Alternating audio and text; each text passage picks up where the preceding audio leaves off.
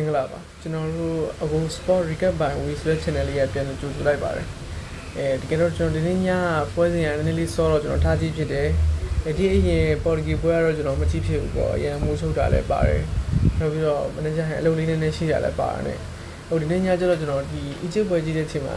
ကျွန်တော်ဘောမှာတစ်ခါမှဖြစ်ဘူးတဲ့ခြေလက်တွေတုံတာအထိတော့ကျွန်တော်ဖြစ်ခဲ့တယ်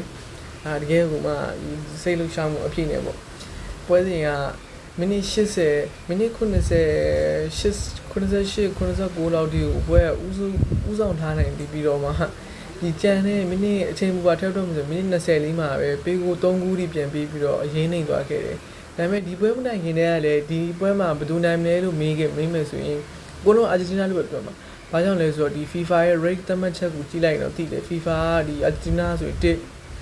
Egypt ဆိုရင်29ဒါပြန်တွက်ကြည့်မှဆိုအစ30လောက်တောင်ကွာနေတဲ့ပုံစံမျိုးမှာရှိတယ်ပေါ့အဲ့လောက်အတွင်းကျတော့နိုင်မယ်လို့လည်းဘယ်သူမှမတွက်ဘူးအာဂျင်တီးနားလို့ပဲတွက်မယ်တောင်းဆိုရင်ဒါဒီပွဲတော့မကြည့်ဘူးကျွန်တော်အဓိကကြည့်ရတဲ့အကြောင်းရင်းကလည်းကျွန်တော်မက်ဆီကိုကြည့်တာပေါ့ကျွန်တော်မက်ဆီကစားတဲ့အာဂျင်တီးနားပွဲကိုကျွန်တော်ဒီအရင်မှကြည့်ဘူးလားဆိုလို့တို့ဒီကိတ်ဘာဒီပွဲရှိမယ်ဒီအရင်မှထပ်ပြီးကြည့်တာဆိုလို့ဒီပြင်သစ်နဲ့ကမ္ဘာ့ဖလားဖိုင်နယ်ပွဲရှိမယ်အဲ့ဒီနှစ်ပွဲလောက်ပဲကျွန်တော်အဓိကကြည့်ပြီးတယ်ဒီအရင်တော့ကျွန်တော်အလုပ်တစ်ဖက်နဲ့ဆိုတော့ဘောလုံးတွေတိတ်ပြီးတော့မကြည့်ဖြစ်ဘူးအခုနောက်ပိုင်းမှာကျွန်တော်အချိန်လေးတစ်ခုပေးပြီးတော့ကျွန်တော်ဘောလုံးဝါသနာလည်းပါတယ်ပုံမှာကျွန်တော်ဖြန်ပြီးတော့ကြည့်ဖြစ်တာအဲ့တော့ညကစားရတဲ့ Egypt ဆိုရင်ဒီဒါ Egypt တော်ကောင်းနေ Egypt ကဘက်ပိတ်ပြီးဆော့တယ်ဒါပေမဲ့ပထမပိုင်းမှာအရင်ဘက်မပိတ်ဘူးဖြစ်နိုင်ရင်ဒီ trend ဒီကောင်တာပေါက်တဲ့စာကိုစောက်ပြီးကောင်တာပြင်တိုက်တာပေါ့တော်ကောင်းတယ်နောက်တစ်ချက်ထပ်ပြီးပြောရမယ်ဆိုရင်တော့ဒီနေ့ပွဲစဉ်မှာဒီကိုကပထမဦးဆုံးစားရထားတယ်နောက်ပြီးတော့ပွဲလဲအများကြီးမဟုတ်ဆိုပေမဲ့အချိန်တိုင်းတစ်ခုလောက်တည်းကိုဥဆောင်ထားနိုင်တယ်ဆိုပေမဲ့လည်းပြန်ပြီးတော့ရှုံးရတယ်ကျွန်တော်တို့ဒီအခုဒီဗီဒီယိုရဲ့ဒီ thumbnail မှာပြောထားတဲ့ဒီပွဲတကယ်လို့လုပ်ပွဲကြီးလားဆိုတဲ့အဲပတ်သက်ပြီးကျွန်တော်နည်းနည်းလေးရှင်းပြချင်တဲ့အတွက်ကျွန်တော်ဒီဗီဒီယိုလေးကိုလုပ်လိုက်ရခြင်းဖြစ်တယ်အဓိကတော့ဒီပွဲကလုပ်ပွဲကြီးလားပေါ့အများစုကတော့ထင်ကြလိမ့်မယ်ဗျာကျွန်တော်လည်းအရင်တော့လူမျိုးဘောလုံးပွဲတွေလုပ်ပွဲလားဆိုတော့ထင်ခဲ့ပြီကျွန်တော်ဒီအကြောင်းအရာကိုပြောဖို့ဆိုရင်ကျွန်တော်အကြောင်းအရာလေးတစ်ခုကိုကျွန်တော်အဲ့လေးအစကောက်အောင်ပေါ့ဒါကဘာလဲဆိုကျွန်တော်ဂျူဗင်တက်အတွင်းပေါ့ဂျူဗင်တက်အတွင်းကဒီ2000ခုနှစ်ဝင်းကြီးလောက်တုန်းကသူတို့ကတန်းဆင်းခဲ့ရတယ်။ဘာကြောင့်တန်းဆင်းခဲ့ရလဲ CD ရနေပြီးတော့သူတို့ကတန်းဆင်းဆောင်ရောက်ပြီးတော့တန်းဆင်းသွားတာမဟုတ်ဘူး။သူတို့ဒီဘောလုံးဖွဲ့ချုပ်ကနေတန်းဆင်းခိုင်းလိုက်တာ။ဘာကြောင့်လဲဆိုတော့သူတို့ကဒီမတမာမှုလုပ်တယ်ပေါ့ဘောလုံးပွဲတွေကိုလုပ်ပွဲလုပ်တယ်ဆိုပြီးတော့သူတို့ကဒါလေးသူတို့ကလူတွေတိသွားတယ်ဆိုတာထောက်ကိုသူတို့ကကိုယ့်ကိုဝန်ခံလိုက်တာဂျူဗင်တက်ပွဲကအဲ့လိုဝန်ခံတဲ့ပုံမှာသူတို့ကဒီဘောလုံးပွဲချုပ်ရဲ့ပြည်တန်ချမှတ်မှုကြောင့်သူတို့ကဒီတန်းဆင်းခဲ့ရတယ်ပေါ့အခုလက်ရှိမန်စီးတီးရင်ဆိုင်နေရတယ်ပေါ့မန်စီးတီးကတော့အမှုမပြီးသေးတော့ဘာဖြစ်မလဲတော့မပြောတတ်သေးဘူးဟိုဂျိုမီတက်ကတော့အဲ့တော့တန်းဆင်းလိုက်ရတယ်အဲ့တော့တန်းဆင်းလိုက်ရတယ်ဆိုတော့အဓိကအကြောင်းရင်းကလည်းသူတို့ကဘယ်လိုလုပ်လဲဆိုတော့ပွဲစဉ်တွေလုပ်ပွဲဘယ်လိုလုပ်ပွဲလုပ်တာလဲဆိုတော့သူတို့ကဒီဘောလုံးပွဲချုပ်မှာနီးပြလုံးမဲ့ပွဲတွေရှိတယ်သူတို့ဖေးပွဲတော့ဖေးနီးပြကင်တွင်မင်းစုပြီးတော့အချက်လက်တွေရှိတယ်ဆိုတော့အဲ့ဒီအချက်လက်တွေကိုပတ်စံပြီးတော့သူတို့လူချင်းတဲ့နီးပြတွေခန့်ရတာတကယ်ပွဲကြီးပွဲကောင်းတွေလို့ဘာလို့ကြာရင်သူတို့လူချင်းတဲ့နီးပြတွေကိုပတ်စံပြီးတော့သူတို့လက်ထိုးပြီးတော့နီးပြတွေပြောင်းလိုက်တာပေါ့ညကန်သွားတဲ့အာဂျင်တီးနားပွဲလိုမျိုးပေါ့ဘာလို့ဖြစ်လဲဆိုတော့ပုံမှန်ဆိုရင်ဒီအီဂျစ်ကလည်းရတဲ့လုံးလေးရှိတယ်ဒါပေမဲ့အာဂျင်တီးနားဘက်ကိုတစ်ဖက်သက်ကြီးရင်းနေသလားလို့တော့ခံစားရစီတယ်ပေါ့ဒါကတော့ဒါမက်ဆီမုန်းတီးတဲ့လူမဟုတ်ပဲတခြားအပြင်ဘောလုံးရဲ့အမြင်နဲ့ကြည့်မြင်ဆိုရင်တော့ဒီလိုအမျိုးမျိုးမြင်လိမ့်မယ်ဘာကြောင့်လဲဆိုတော့ဒုတိယဒီမက်ဆီပနတီရမှာတဲ့အလုံးဆိုရင်ဒါဆိုရင်ပြိုင်ဘက်ကိုတားတာလည်းမဟုတ်ဘူးပြိုင်ဘက်ကကိုယ့်ကိုလာပြီးတော့တိုက်ပြီးတော့လဲသွားတာပုံမှန်သဘောရကြည့်မယ်ဆိုပြိုင်ဘက်ကိုကသွားပြီးထိတာလည်းမဟုတ်ဘူးဘောလုံးဖြတ်ထားလိုက်ချတာလည်းမဟုတ်ဘူးအပိုင်းလိုက်တာလည်းမဟုတ်ဘူးပေါ့ဒါပေမဲ့ဒီလုံးကို VAR တော့မကြည့်ဘူးပနတီတန်းပြေးခဲ့တယ်ဒါပေမဲ့ပနတီကတော့ကံမကောင်းစွာနဲ့မဝင်ခဲ့ဘူးပေါ့ဗျာကိုသမားတော့တော်တော်ကောင်းတယ်ဒီနေ့ပွဲမှာအဲ့တော့ကျွန်တော်အဓိကပြောချင်တာကတော့ဒီနေ့ပွဲလုံပွဲကြီးလားပေါ့လုံပွဲကြီးလားဆိုတဲ့နေရာမှာနောက်တစ်ချက်ထပ်ပြောချင်တာတကယ်တော့လုံပွဲကြီးလို့လည်းတတ်မှတ်လို့ရကောင်းရနိုင်တယ်ဒါကတော့ကျွန်တော်တို့လည်းအတိအကျကြီးတော့မပြောတတ်ဘူးကျွန်တော်လည်းဒီဘောလုံးပွဲချုပ်ကလည်းမဟုတ်တော့ပါမှာအတိအကျမပြောတတ်ဘူးသူတို့ရဲ့ဒီဘုတ်ပွဲဝင်လည်းမဟုတ်ဘူးအဲ့တော့လုံပွဲကြီးလို့တတ်မှတ်လို့ရတယ်ဒါပေမဲ့ဂိုး3ဂိုးလုံးပြန်ပေးလိုက်ရတာကျတော့ဒါလုံပွဲတော့မဟုတ်ဘူးအဓိကလုံပွဲကျတော့ကျွန်တော်ပြောချင်တာဒီအဝါကတ်တွေဖောင်းဘောတွေဒါတွေပဲတားလို့ရမှာဗျာဂိုးမသွင်းနိုင်ဘူးဆိုရင်တော့ဒီဟာတားပေးလို့မရဘူးပေါ့အဓိကတော့အာဂျင်တီးနားဘက်တောင်းဥမာနေဒီမက်ဆီပနယ်လုံးလို့ပနယ်ပေးလိုက်တာကိုတကယ်တမ်းကျတော့ဒီ VAR ပြန်ကြည့်ရမှာလို့နောက်ပြီးသွားရင်ဒီဒုတိယကို Egypt ကိုရတဲ့ဇာကိုမာတီနက်ကို ဘောလုံးလမ်းကြောင်းတားတယ်ပေါ့ Marinas ကိုလူချိုးတယ်ပေါ့ပြောမယ်ဆိုရင်လူချိုးတဲ့ဆိုပြီးတော့ဒါ VR ပြန်ကြည့်ပြီးကိုဖြစ်တာဒါကတော့ဒါချင်းပြောမယ်ဆိုလက်ထိုးပြီးတားလို့ရတဲ့အလုပ်တွေပေါ့ဒါပေမဲ့ဂိုး3ဂိုးလုံးပြန်ပြီးတော့ပေးလိုက်ရတယ်ဂိုး3ဂိုးပြန်သွင်းသွားတယ်ဆိုတာကတော့ဒါကတော့အမှန်တရားဒါပေမဲ့ဒီနေ့ပေါ်မှာတိုင်းကူတယ်လို့လည်းပြောလို့ရတယ်ဘာကြောင့်လဲဆိုတော့ Egypt တာတကယ်လို့ဒီဒုတိယဂိုးလည်းရတယ်ဒီတတိယဂိုးလည်းထိုက်ရလို့3ဂိုးဖြစ်သွားတယ်ဆိုရင်တော့ဒါအရှင်းပြမယ်အာဂျင်တီးနားတို့လုံးဝစစ်ကြပါပြီပြန်လာဖို့အတွက်အရန်အောင်မှာအခွင့်အလမ်းအရန်နေပါပြီ3ဂိုးလောက်ထိပြန်လာကောင်းလည်းပြန်လာနိုင်တယ်နဲ့ဒါပေမဲ့အရန်အခွင့်အရေးနေသွားပြီဆိုတဲ့အကြောင်းကိုကျွန်တော်ပြောချင်တာပေါ့โอเคဒါဆိုရင်ကျွန်တော်တို့ဒီရှေ့ပြန်ဆက်လိုက်မယ်ကျွန်တော်တို့ဒီအာဂျင်တီးနားဆိုရင်တော့ဒါ4-1-2-1-2နဲ့တူပေါ်ထလာတယ်လက်စမှာတော့ဒီမက်ဆီနဲ့အယ်ဗာရက်စ်ဒီကွင်းလန်မှာဖာနန်ဒက်စ်ကလည်းရှင်းပြမယ်တော်တော်ကောင်းတယ်ဗျာဒီနေ့ပွဲမှာတော်တော်အလုပ်လုပ်တယ်အဓိကဒီနေ့ပွဲထဲမှာကြောင်ပြောင်းနေလို့ပဲပြောမလားဒါမှမဟုတ်သူတို့ဒီနားလည်မှုလွဲနေလို့ပဲပြောမလားဒီမက်အလစ်စတာဒီပေါ်နောက်Paradise ဒီ၃ယောက်ရဲ့ကွင်းလေအဖြတ်ကွင်းလေထိမ့်သိမ်းမှုကနည်းနည်းလေးလွဲနေပြီအဲ့ဒီနည်းနည်းလေးနားလည်မှုတွေလွဲပြီးတော့အချိတ်ဆက်မမိတာဘူးပဲ EG ကအခွင့်ကောင်းယူပြီးတော့ကောင်းလာနေပြန်ပြီးတောက်လျှောက်တိုက်သွားတာတကယ်ပွဲကိုတစ်ပွဲလုံးကြည့်မယ်ဆိုရင်သိတာလိမ့်မယ်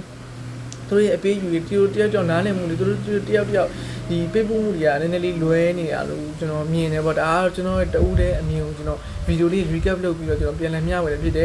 မိမိတို့ရဲ့အမြင်ကိုလည်း comment မှာလွတ်လပ်စွာဝေမျှပြီးပါလို့ရတယ်ကျွန်တော်ဒီနောက်ပိုင်းအစီအစဉ်လေးတစ်ခုလုပ်ထားရှိတယ်ဒါပါလဲဆိုတော့ကျွန်တော်ရဲ့ဒီ channel လေးကိုအမြဲတမ်းဒီ comment လေးတွေမှတ်နေသူတွေကိုကျွန်တော်နဲ့အတူ recap လုပ်ပြီးတော့ဖိတ်ခေါ်မှာဖြစ်တယ်ဒီအကြောင်းလေးကိုကျွန်တော်ဒါ comment လေးတွေမှတ်စီနေတာပေါ့အတိကတော့ကိုလွတ်လပ်စွာဝေမျှသွားလို့ရတယ်ကျွန်တော်ဆိုရင်လည်းကျွန်တော်အရင်တော့အဲ့လိုမျိုးပြောချင်တယ်ဒါပေမဲ့မပြောဖြစ်ဘူးသူတို့ရဲ့တကယ်နားလည်မှုအလွယ်လေးတွေကြောင့်ဒါတကယ်မှမဟုတ်ဖြစ်တယ်နောက်တန်းမှာဆိုရင်လည်းဒီကျွန်တော်တို့မှာဒီတက်ဂလီဖီကိုရှိမယ်မာတီနက်ရှိမယ်ရိုမဲရိုရှိမယ်မိုလီနိုင်ရှိမယ်ကိုသမားနေရာမှာမာတီနက်ပေါ့ဒီနေ့ပွဲမှာကျွန်တော်ကြည့်ရတော့ကိုသမားအရင်ဒုက္ခကိုသမားအရင်ကောင်းတာယူတော့မတွေ့ရဘူးပေါ့ကိုသမားရဲ့အဓိကအခန်းကဏ္ဍပေါ့ဟုတ်ပါဒီကြည့်လောက်ပြီးတော့အခန်းကဏ္ဍမပါဘူးပေါ့ဒီကိုကအလုံးမလဲဒီအရင်ကြီးလဲပုတ်ပြုတ်လို့မရဘူးဒီမှာကိုနေမှာမထားနိုင်လုံးကိုနိုကိုပေးလိုက်ရတယ်နောက်တန်းမှာဆိုရင်ဒါအရှင်းပြောမယ်ဆိုရင် Martinez တော်တော်ကောင်းတယ် Martinez ကဒီနောက်တန်းဒီအပိတ်မာတွေမဟုတ်ဘဲနေဒီအရှိကိုတက်ပြီးတော့ဘောလုံးဖြတ်တဲ့နေရာမှာတော်တော်လေးကိုမှအလုပ်ဖြစ်တယ်ပေါ့သူရဲ့ passing တွေကတော်တော်ကောင်းတယ်ဆိုတော့ Man မှာလည်းသူ့တော်တော်သဘောကျတဲ့မှာပါတယ်သူကလူပို့တယ်ဆိုပေမဲ့တောင်းဟာလန်လောက်အစားသူတို့ဆွဲပြီးထိန်းထားနိုင်တယ် Man U နဲ့ Man City တွေ့တော့ဟာလန်ကိုသူ့ရဲ့ထိန်းသိမ်းပြီးကစားသွားတာဟာလန်အနေနဲ့ဘောလုံးလှုပ်တော့မရလိုက်တဲ့အနေအထားမျိုးတော့သွားတယ်ပေါ့ကျွန်တော်တော်သဘောကျတဲ့ကစားသမားလေးပေါ့ရိုမဲရိုဆိုရင်လည်းတော်တော်ကောင်းတယ်လိုအပ်ရင်တက်ပြီးတော့ကိုးသင်းမှုလည်းဝင်မလေးတဲ့ကစားသမားတွေမိုနာလီတို့ဒီတာကလဖီကိုတို့ဆိုရင်ဒါသူတောင်းမှထွက်ပြီးတော့ဘောလုံးတွေကို cross ball နဲ့ဒီတိုက်ရိုက်ထဲဖို့အတွက်အလုပ်တော်တော်ဖြစ်တယ်ဒါကတော့အဂျင်နာကစားကွက်ပေါ့နောက်ဒီဘက်မှာအကျက်ကစားကွက်ကပထမပိုင်းမှာဥဆောင်ထားနိုင်တယ်ဆိုပေမဲ့ဒီကစားသမား2ယောက်လို့ကျွန်တော်မြင်တယ်ပေါ့ဒါဘာလဲဆိုတော့ကျွန်တော်ဒီဘက်ညာတောင်မှဒီဟာဆန်နဲ့ဒီဘေတောင်မန်အရှော့ဖ်လာလို့ဖတ်သူတို့မျိုးရဲ့အခန်းကဏ္ဍအရန်အရေးပါတယ်လို့ကျွန်တော်မြင်တယ်။ဘာကြောင့်လဲဆိုတော့ဒီပထမပိုင်းမှာဒီအရှော့ဖ်ရဲ့ဒဏ်ရာရသွားတယ်။ပထမပိုင်းဒုတိယပိုင်းအစမှာအရှော့ပေါ်ထွက်သွားတယ်။အဲ့ဒါတော်တော်လေးကိုမှအရေးပါတယ်။ဒါကတော့အရှော့လာအဲ့လိုမထွက်ခဲ့လို့ဆိုရင်ဒါတော်တော်လေးကိုဖိအားပေးနိုင်မှာတိုက်စစ်တွေကတော်တော်လေးကိုမှအာဂျင်တီးနားဘက်ကိုသွားပြီးဒုက္ခများများလေးပေးထားနိုင်တယ်ပေါ့။နောက်တစ်ခုဟာဆန်ပေါ့။ဟာဆန်ဆိုရင်လည်းဒါတင်းတော့ဒုတိယဂိုးတတိယဂိုးသူရအခန်းကဏ္ဍတွေအရန်ရေးပါတယ်။သူဒါဒီလိုမျိုးမပါနဲ့ဘူးဆိုရင်ဒုတိယဂိုးလည်းရဖို့မရှိဘူးတတိယဂိုးလည်းရဖို့မရှိဘူး။ဘာကြောင့်လဲဆိုတော့ဒီကေတန်းကောင်တာပြန်ဖောက်တဲ့ကြံဒီ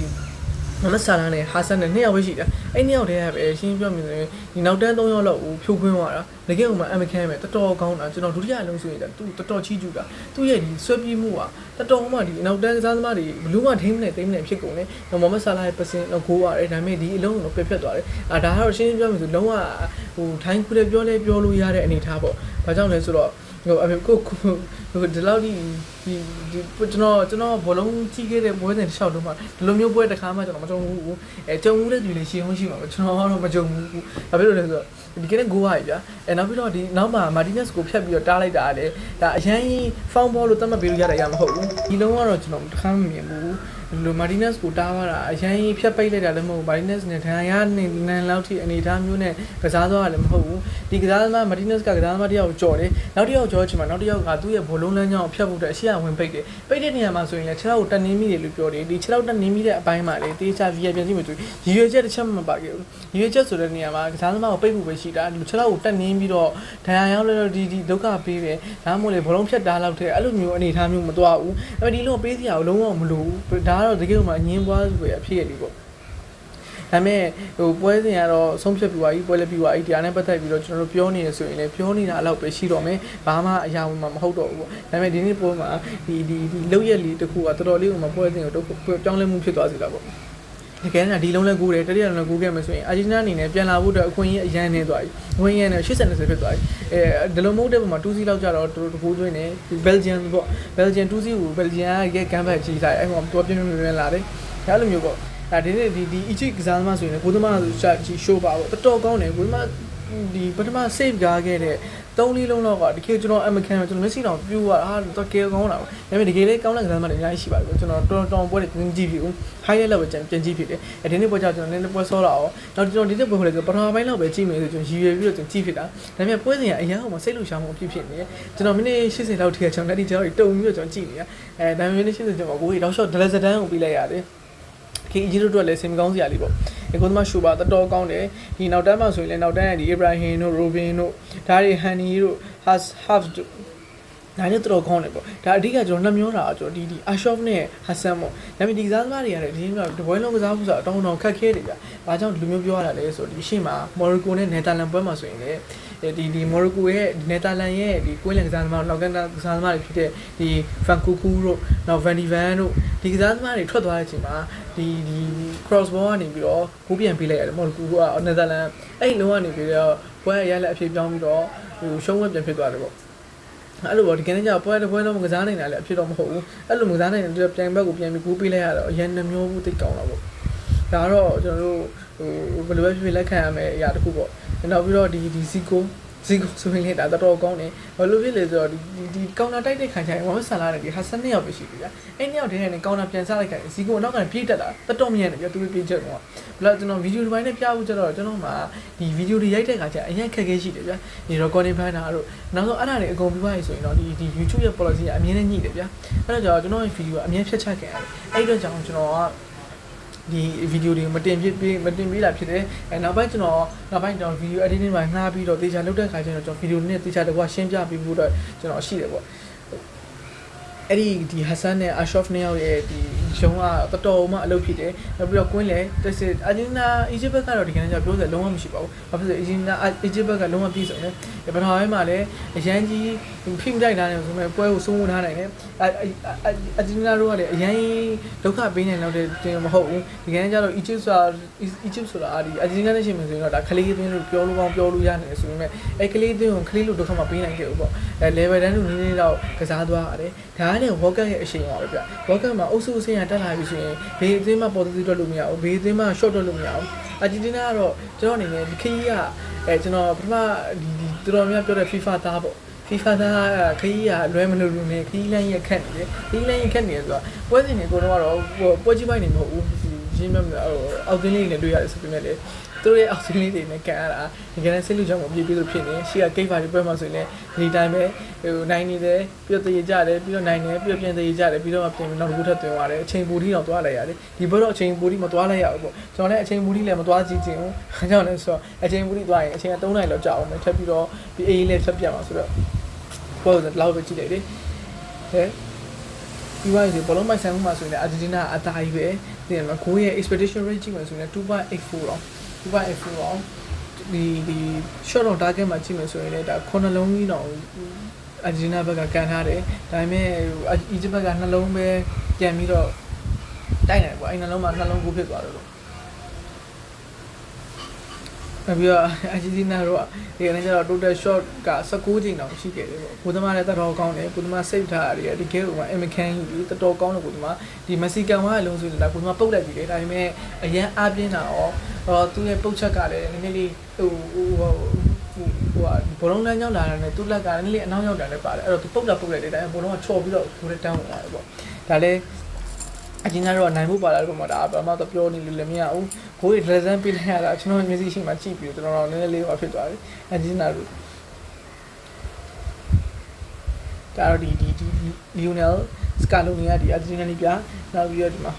Hassan ကကျတော့ဒီ Egypt နေပြပေါ့ဒီနေရာမှာကျွန်တော်ဒီ Lionel Scaloni လို့ကျွန်တော်နည်းနည်းသဘောတွေ့တဲ့အချက်တစ်ချက်ရှိတယ်အဲ့ဒါဘာလဲဆိုတော့ကျွန်တော်ဒီ Scaloni ကိုကျွန်တော် Premier League မှာလာပြီးနီးပြစီခြင်းတယ်ဗျာဘာကြောင့်လဲဆိုတော့ဒီ Premier League အသွင်အများစုရဲ့ပြဿနာတစ်ခုရှိတယ်အဲ့ဒါအသွင်ကြီးတွေမှာပေါ့အသွင်ကြီးတွေကဘာဖြစ်လဲဆိုတော့အသွင်ငယ်တွေရဲ့အိမ်ဝင်းမှာတက်ကစားတဲ့ခါကျရင်ဒီအသွင်ငယ်တွေရဲ့ low block mid block ကိုဖြီးပြီးတော့ကစားဖို့အရန်ခက်ခဲတယ်ညကျွန်တော်ကြည့်သွားတဲ့အချိန်မှာဆိုရင်ကျွန်တော်ဒီ Argentina ကဒီရှင်းပြမယ်ဆိုရင် Egypt ရဲ့နောက်တန်း Egypt ရဲ့ကစားကောကိုပြန်ပြီးတော့ဒီဘက်ပိတ်တဲ့ကစားကောကိုပြန်ကြည့်မယ်ဆိုရင် 7-3 နဲ့ဘက်ပိတ်တာနောက်တန်းမှာ9ယောက်ထိရှိတယ်အရှိမ3ယောက်အရှိ3ယောက်တက်ပြီးတော့ high press ကလည်းအရင်မပြီးဘူးတစ်ချက်ဖက်ဆို press ပြီးပြန်ဆင်းလာတယ်အချိန်ပြီးလူအပြီးကတ်ထားတာအဲ့ဂျားတွေကနေပြီးဘိုးရအောင်သူဖန်တီးပြီးတော့ဘိုးကိုများရအောင်3ခုထိထွင်းပြနိုင်တယ်ဒီ Scaloni ရဲ့ကစားကောကိုလည်းကျွန်တော်ချီးကျူးတယ်ဇန်မိုင်လည်းကောင်းပါလေဇန်မိုင်တော့ပြီးပြောစရာမရှိဘူးဇန်မိုင်လည်းကောင်းတယ်ဒါမက်စကာလုံမျိုးတော့တော်တော်လေးချီးကျူးတယ်နောက်ပြီးဟာဆန်ကိုလည်းတော်တော်ပိုပြီးချီးကျူးတယ်ဟာဆန်ရဲ့အဓိကအားကိုးရတဲ့ဖိနိုင်ကစားသမားတွေကမကစားနိုင်တော့တက်လုံအားကျလာတဲ့နေအရန်ကစားသမားတွေရဲ့အလုံးမလုံးအရန်ကစားသမားတွေရဲ့ဒီဆွမ်းဆောင်ရင်အရန်မကောင်းမှုကြောင့်အသွင်ကနိုင်နေတဲ့တာနဲ့အရေးပြန်နေသွားခဲ့တယ်ပေါ့ဟာဆန်ကလည်းတကယ်ကိုကောင်းတယ်ဒီဘက်မှာအများစုတိကျလိမ့်မယ်ဗျာဒါဒီဒါတကယ်ကိုလှုပ်ပွဲလားပေါ့အဲ့လှုပ်ပွဲလားဆိုတဲ့အကြောင်းကျွန်တော်ဒီနေ့ပြန်ပြီးတော့ဖြည့်ရှင်းပေးတာဖြစ်တယ်ဒါဆိုရင်ဒီမှာကျွန်တော်တို့ဒီကိုအသေးစိတ်ပေါ့ဒါကျွန်တော်15မိနစ်မှာပို့ရပါတယ်မက်ဆီကဒီ22မိနစ်မှာပယ်နတီရတယ်ဒါပေမဲ့အဲ့ပယ်နတီဒီကနေ့ကျတော့ VAR ကြီးတင်တယ်လို့ကျွန်တော်လည်းမြင်တယ်ဗျာဘာကြောင့်လဲဆိုဒီလို VAR ဒီကနေ့ကျတော့သူ replay ပြန်ပြတဲ့အချိန်မှာဆိုရင်ကစားသမားဖြတ်လဲမထားဘူးဗျာပိတ်တာလည်းမဟုတ်ပုံမှန်ပြေးလမ်းကြောင်းနဲ့သွားပြီးဘောလုံးသမားဘောလုံးကစားသမားရဲ့ပြိုင်ဘက်ကိုအရင်အေးပေးလို့မရတဲ့ပုံတော့ဖြတ်တာအရှိမဝင်ပိတ်ရရုံပဲအဲ့ဒါကိုကစားသမားပြန်လာတိုက်တယ်သူပြန်လာပြီးကိုယ့်ဘောအိတ်ချပြီးလက်ချလိုက်တယ်အဲ့ဒါကို VAR တော့မကြည့်ပဲလေပယ်နတီပေးလိုက်တာကျွန်တော်ဒီgame မှာအံ့ဩတယ်နောက်ပြီးလူစားလဲမှုတွေလုပ်တယ်နောက်ပြီးဒုတိယ58မိနစ်မှာရတဲ့ကိုကိုလည်းဒါ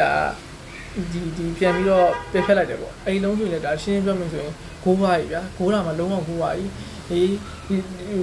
မာတီနက်စ်ရဲ့ဟို VAR ပြန်ကြည့်မယ်ဆို reply ပြန်ပြတော့လေကျွန်တော်အန်အော်နေဗျာမာတီနက်စ်ကိုဒီလောက်ထိပြအောင်လဲဘာမှမဟုတ်ဘူးနောက်ပြီးအဲ့ဒါထားလိုက်ပါအောင်ဒီဟာကြီးရှင်းထားလိုက်ပါဦးကျွန်တော်တို့ဒီ Man U ပြိတ်ကလေးဆိုသိကြလိမ့်မယ် Man U နဲ့ဘုံဘုံနဲ့ကန်သွားတဲ့ပွဲမှာတော့ဆိုရင်ဒီအာမတ်တီယာတို့တိုက်ချလိုက်တယ်အဲ့တော့ဆိုရင်တော့ဒီလိုအခြေအနေတက်ပို့ပြီးဆိုးတယ်ကစားသမားရဲ့ဖြုတ်ဝင်လာတော့တိကျရင်တိုက်ချတယ်အဲ့လုံးကြောင့်ပနရီမပေးဘဲနဲ့ဟိုတိုင်းဖောင်းပေါ်ပြေမတတ်မှတ်ပဲနဲ့ဆက်ကစားစီတယ်လေအဲ့ဆက်ကစားစီတော့ပြန်မဲ့သွင်းရပြီးခိုးသွင်းသွားတယ်ပေါ့အဲ့လုံးကြတော့ပေးခဲ့တယ်ဒါပေမဲ့ဒါတွေကလည်းဒီ VAR တွေတော့ဒီ FIFA ရဲ့ဆုံးဖြတ်ချက်တွေပါပဲဒါတွေကိုသွားပြီးတော့ဝေဖန်နေတယ်ပြောနေဆိုရင်လည်းပြောနေရလောက်ပဲရှိမယ်ဒါနဲ့ပတ်သက်ပြီးအများကြီးအကျိုးထူးလာအကြောင်းထူးလာမှာတော့မဟုတ်ဘူးပေါ့အဲ့နဲ့ကျွန်တော်ဒီမှာဒီ Argentina လူသားအပြောင်းလဲတယ်အများကြီးလုပ်တယ်ဒီ ball တို့ဘာတို့လဲလိုက်တယ် Tagliafico တို့ဘာတို့လဲလိုက်တယ်နောက်ပြီးရင်ဒီမှာပေါ့ဒီ83မိနစ်မှာဒီ Hassan နဲ့ဒီ Trezeguet ကိုလဲလိုက်တာအဲ့ဒါအရန်မားလို့ကျွန်တော်မြင်တယ်။ဘာကြောင့်လဲဆိုတော့ဒီ Hassan နဲ့ Trezeguet ကိုလဲပြီးတဲ့နောက်ပိုင်းမှာဟိုဟာဒရဂျန်ကြီးပြန်ပေးလိုက်ရတဲ့ပုံဖြစ်သွားတယ်။နောက်ပြီးတော့ဒီဘက်ညာတောင်ပိုင်းကစားသမားတွေကလည်းဒီ Ashov ကအနောက်ကကစားသမားတွေလည်းကောင်းကောင်းမထိန်းနိုင်ဘူး။အဓိကတော့ Messi ပေါ့ဗျာ။ဒီဘက်မှာ Messi ကဝင်းလျံနေတောင်ပိုင်းထွက်ပြီးတော့ cross ball တွေကိုအဓိကအလုပ်လုပ်နေတယ်။နောက်ပြီး Messi ရဲ့တင်ပေါက်ကလည်းတော်တော်ကောင်းတယ်ဗျာ။ kit တွေဒီလိုချင်တဲ့ပိုင်းကိုတန်းပြီးတက်သွားတာ။ကျွန်တော်တက်သွားဆိုတော့ကိုယ်ပြီးတော့လာတာဗျာဒါပေမဲ့ရှင်းမခမန်းလို့မရဘူးဒါပေမဲ့အဲ့ရှိတက်ရောက်တယ်အဲ့လိုဖြစ်နေသူပေးချင်တဲ့နေရာကိုသူပေးတဲ့နေရာတရားဆိုသူတက်တယ်မတော့ဘောလုံးအပေါ်ထောင်ပြီးတော့လာတာခါကျဘေးကဝိုက်ပြီးလာတာသူလူပြင်းပြစ်မဲ့တော့ရောက်တယ်ဒါပေမဲ့ခမန်းအခက်တယ်အဲ့လိုချင်းမျိုးမှဆိုရင်ဒါချင်းမျိုးရင်ပြိုင်ဘက်တိုင်းဒုက္ခရောက်တဲ့ချင်းမျိုးတွေပေါ့နောက်ပြီးတော့မက်ဆီဝိုးရတယ်မက်ဆီကိုဆိုရင်လည်းတော်တော်လေးကမှကောင်းတယ်လို့ပြောလို့ရတယ်ပြန်ကြံထွက်လာတဲ့လုံးကိုမက်ဆီအပြီးပိုင်ကန်သွင်းတာဒါတွေကျတော့မက်ဆီတို့ကျတော့အရင်ခက်ခဲတယ်လို့မဟုတ်လူလုံးနေမက်ဆီအများကြီးသွင်းခဲ့ပြီးပါပြီဒီမှာအပိုင်ကန်တယ်ဒါပေမဲ့ကိုသမားကလည်းလက်ထုတ်တယ်ဒါပေမဲ့လက်နှေးသွားတယ်ပုံမှာဒီဘောလုံးတော့ထိသွားတယ်ဒါပေမဲ့အများကြီးဘောလုံးလည်းညမပြောင်းသွားပြီလေကိုကြီးလည်းတက်ဝင်သွားတယ်နောက်အချိန်မို့9မိနစ်ပြည့်တယ်အချိန်မို့9မိနစ်မှလည်းအငင်းပွားဖွေးရတယ်အများကြီးဖြစ်နေတယ်ဖြစ်နေပြီးတဲ့အချိန်မှာပဲAnnovarras ခေါင်းလိုက်ကိုလည်းကိုးပါတယ်ကောင်တာပြန်ပေါက်သွားတာပေါ့ဒီလိုအချိန်မျိုးမှာကောင်တာပေါက်သွားတယ်ကောင်တာရပါတယ်ကစားချင်းမှလည်းပြန်ကြည့်မယ်ဆိုရင်2 in 1ဒါပြိုင်ဘက်ကဟိုဘက်ကနေတင်ပေးလိုက်တယ်1 1 ပေါ့ဒါပေမဲ့1 1ဆိုနေမှာဒီ Annovarras နဲ့တိုက်သွားတော့တားအောင်လဲတစ်ဖက်ဒီနောက်တန်းခန်းမတွေကဖန်တိုက်လည်းမဟုတ်ဘူးပြင်မလားအရက်လဲပူတည်တယ်နောက်တားအောင်တားနီးရလည်းမှားနေတယ်ကောင်တိုက်တဲ့လုံးတားမှာမဟုတ်ဘူးလေသူကလူတက်ကက်နေတဲ့ပုံဖြစ်နေတယ်အဲ့ဒီလုံးကြီးကလေဒီကပေါက်ကိုရတယ်ပေါ့ဒါလည်းနိုင်မှုရှိလို့ပေါ့နောက်ပြီးတော့ဒီနောက်မှာဒီ Shoba တို့ပြတာတို့ဒီ Hami Half တို့နောက်ပြီးရင်ဒီမှာ coach တို့တင်မှာဒီကစားသမားတွေအကုန်လုံးပြပါတယ်ဒီအနေကတ်တို့ဘာလို့ဆိုရင်ဒါဘာမှမဆိုင်ဘူးဘာမှမဆိုင်ဘဲနဲ့အဝါကတ်တွေရှောက်ပြသွားတယ်တိုင်းကဘယ်လိုမျိုးလဲတော့ကျွန်တော်လည်းစဉ်းစားအခက်စီတယ်ပေါ့ โอเคဒါဆိုရင်လောက်ပါပဲဒီနေ့ဗီဒီယိုကျွန်တော်အဆုံးလေးကြည့်ပြီးတော့ကျွန်တော်ကျေးဇူးအများကြီးတင်တယ်ကျွန်တော်အခုဆိုရင်တော့ဟိုဒီဗီဒီယိုပြီးသွားပြီဆိုကျွန်တော်ဒီ quarter final အတွက်ကျွန်တော်ဟိုစပြီးဗီဒီယိုစဖန်နေမှာဖြစ်တယ်